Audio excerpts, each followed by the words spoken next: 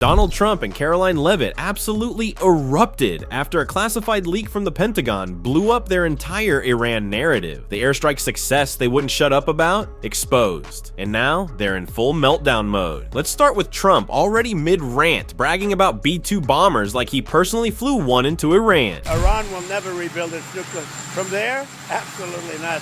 That place is under rock. That place is demolished. The B-2 pilots did their job. They did it better than anybody could even imagine. They hit late in the evening. It was dark with no moon, and they hit that target with every one of those things, and that place is gone. But when I see CNN all night long, they're trying to say, well, maybe it wasn't really as demolished as we thought. It was demolished. You take a look at the pinpricks, and you see that place is gone. And I will say, I think CNN ought to apologize to the pilots of the B-2s. I think that MSDNC ought to apologize. I think these guys really, these networks and these cable networks are real losers. You really are. You're real losers. You're gutless losers. I say that to CNN because I watch it. I have no choice. I got to watch that garbage. It's all garbage. It's all fake news. But I think CNN is a gutless group of people. And the people that run it, nobody even knows it's been sold so many times. But the people that run it ought to be ashamed. MSDNC, a guy named Brian Roberts, he heads it. He's a disgrace. He's a weak, pathetic disgrace. Oh boy, here we go again. Trump's doing his best Top Gun impression while ranting at CNN like they personally nuked his approval ratings. He claims Iran's nuclear site is under rock, gone, demolished, like he personally flew the B-2. And now he wants CNN to apologize? To the bombs? Because of course, in Trump's brain, every mission is a flawless Hollywood strike. But back in reality, Pentagon sources said, yeah, there was damage, but it wasn't the vaporizing Thanos snap he's bragging about. Meanwhile, he's hurling losers at news networks and randomly name-dropping Comcast execs, like he's trying to win a roast battle on Fox News after dark. But here's the kicker. CNN just dropped a leaked Pentagon report that flat out contradicts him. The site wasn't destroyed, not even close. So all that chest thumping, pure fiction. Another Trump fairy tale. And yet he's still on TV talking like he single-handedly erased Iran from the map. Next up, the Pentagon leak and what it reveals about Trump's very uncomfortable truth. We have major breaking news into CNN. 3 sources tell CNN that according to an early U.S. intelligence assessment, the U.S. military strikes on 3 of Iran's nuclear facilities last weekend did not destroy the core components of the country's nuclear program and likely only set it back a few months. That's right. So this is an assessment that actually is out from the Defense Intelligence Agency. That is the Pentagon's intelligence arm. And it was based on a battle damage assessment conducted by U.S. CENTCOM after the strikes, according to one of the sources. Let's go to CNN national security correspondent Natasha Bertrand, who has this exclusive new reporting. This is to that question that has been asked about how much damage has been done. This is a real question. It's also a political question that has been to something that Donald Trump has been sort of dealing with here recently. What are you learning, Natasha? Yeah, look, Brianna, this is the first assessment that we are getting that the U.S. intelligence community has found about the battle damage that resulted from those U.S. military strikes on these 3 Iranian nuclear facilities over the weekend. And as you said, it was produced by the Defense Intelligence Agency, which is the Pentagon's intelligence arm. And it is worth noting that it is a very early assessment. The strikes were only a matter of days ago, and the intelligence community is still gathering intelligence. They are still working to come up with a full, comprehensive picture of what exactly happened here. But based on a battle damage assessment that was carried out by U.S. Central Command, essentially looking at the images and looking at what was actually damaged, the Defense Intelligence Agency has assessed that the core components of Iran's nuclear program are largely intact, and that Iran's nuclear program has essentially only been set back by months. So after all that chest beating and yelling about total demolition, the Pentagon's own intel quietly drops the truth. Iran's nuclear program is still standing, barely scratched, just delayed a few months. Trump's Hollywood explosion fantasy Turns out it was more like a light tap with a broom. And the best part, this comes straight from the Defense Intelligence Agency. Not some liberal blog, not fake news, but Trump's own former playground. So what does Trump do when facts ruin the script? He sends in one of his favorite press puppets. Karolien Leavitt just entered the meltdown phase. Buckle up. Now, we presented this information to the White House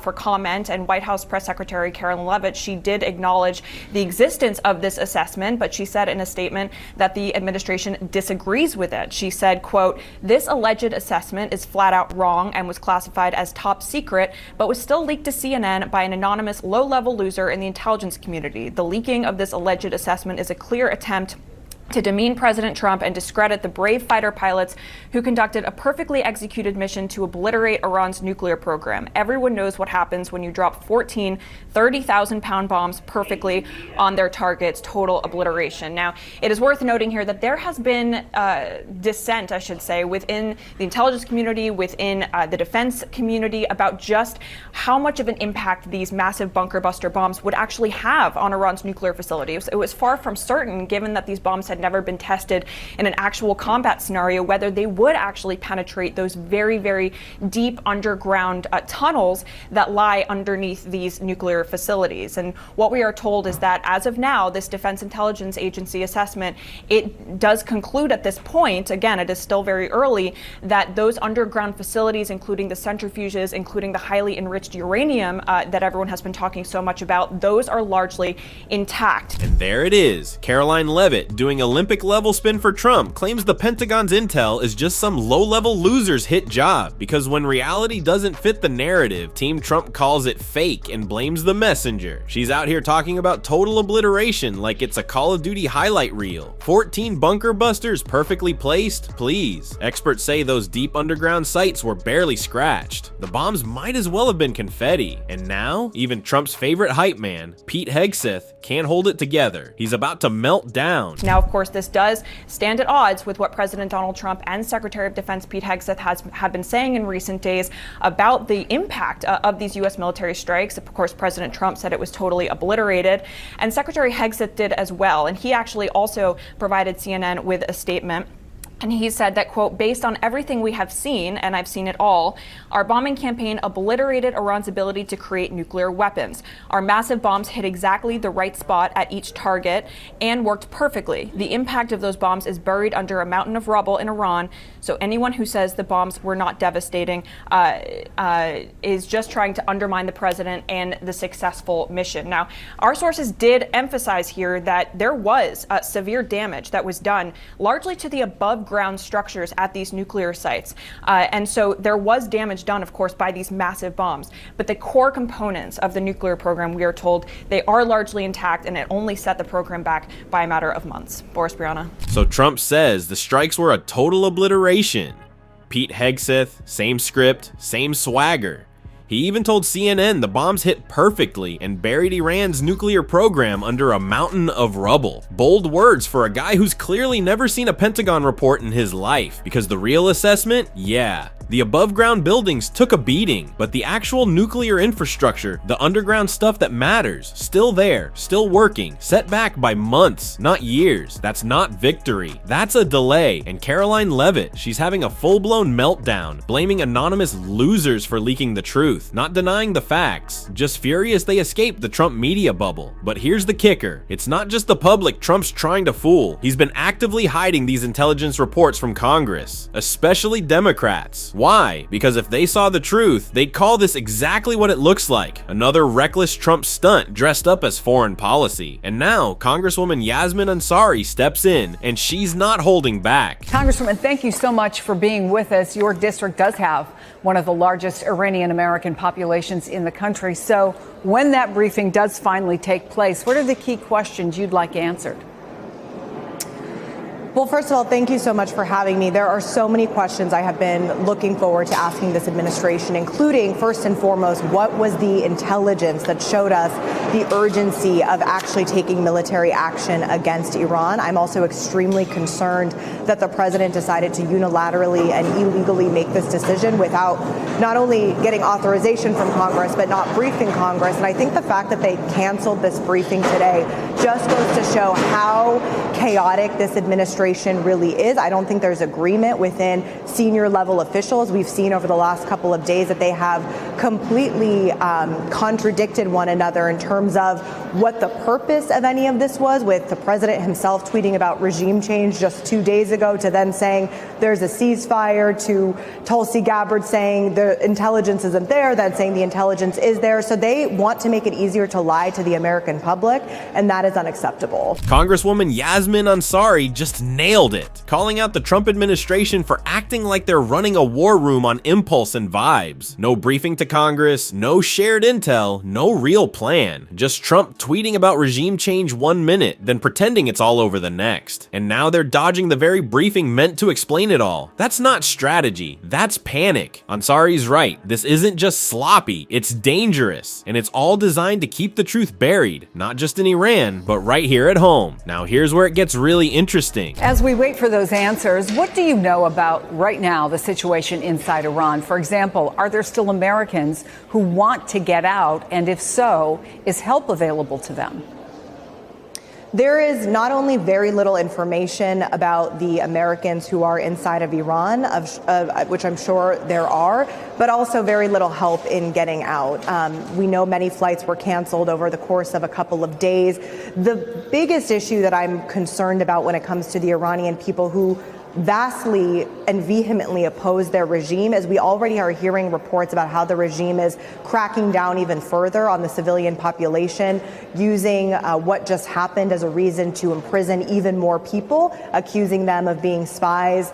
And I think what is going to happen is we are going to see an even more repressive Islamic Republic regime that cracks down on its people, which is devastating for people who did not ask for any of this. Yasmin Ansari just laid out the brutal reality. While Trump plays tough guy on TV, real people are trapped. Americans stuck in Iran have little info, little support, and even fewer ways out. Worse, Iran's regime is already using Trump's strikes as cover to crack down even harder on civilians. Arrests, accusations of spying, suppression, all escalating. And who pays the price? Not Trump, not his team, but innocent people who wanted nothing to do with this chaos. This wasn't strength, it was a reckless move with devastating fallout. And now, Trump's about to get absolutely smoked. What have you heard from your constituents? I mean, what are their worries for family members who may be still living in Iran or visiting Iran?